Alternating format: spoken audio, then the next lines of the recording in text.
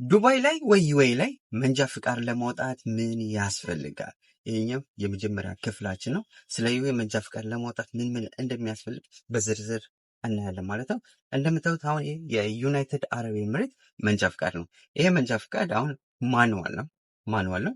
አውቶማቲክ የሚለየው ምንድነው? እዚች ጋር ከጀርባው ጋር የራሳቸው ጽሁፍ አለው። ለምሳሌ አሁን ላይት ቫይክል ይላል። ላይት ቫይክል ማለት ደግሞ ማኑዋል ነው። ማኑዋል ምንዳበት መንጃ ፍቃድ ማለት ነው። እዚህ ጋር ደግሞ አውቶማቲክ ከሆነ ደግሞ አውቶ ጌር ይላል ማለት ነው። የዩናይትድ አረብ ኤምሬት መንጃ ፍቃድ ይሄን ይመስላል ማለት ነው።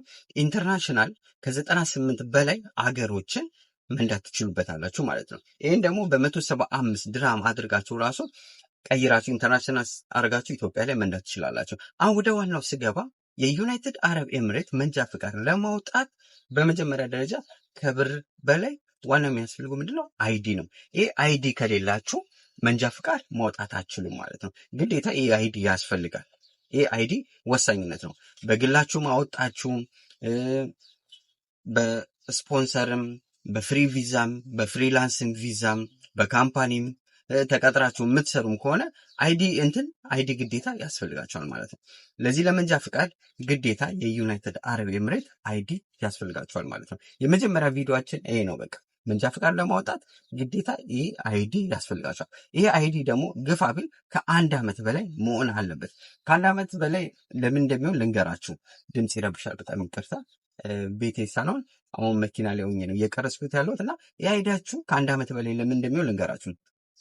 መንጃ ፍቃድ ለማውጣት አንዳንዴ 6 ወርም 7 ወርም 1 ዓመትም ከዛ በላይ ሊፈጅባችሁ ይችላል እና 1 ዓመት ከሆነ ካለው በ1 ዓመት ውስጥ እንደምንም ብላችሁ ወጥራችሁ ማውጣት ትችላላችሁ። 6 ወር ካላችሁ ግን ትጨናነቃላችሁ። ለአይዲ ስታስቡ፣ ለፈተናው ስታስቡ ጥያቄው በጣም ጭንቅንቅ ውስጥ ነው የምትገቡት ማለት ነው እና ከ1 ዓመት በላይ አይዲያችሁ መሆን አለበት። 1 ዓመት አይዳችሁ ከሆነ መንጃ ፍቃዳችሁን ብትጀምሩ አሪፍ ነው። በቀጣይ ቪዲዮ ደግሞ የምንገባው የትኛው ትምህርት ቤት አሪፍ ነው፣ ስንት ብር ያስፈልጋል የሚለው በዝርዝር በቪዲዮ 2 እናያለን ማለት ነው። የመጀመሪያችን ቪዲዮ ግን ዩናይትድ አረብ ኤምሬት መንጃ ፍቃድ ለማውጣት አይዲ ግዴታ ያስፈልጋል ማለት ነው።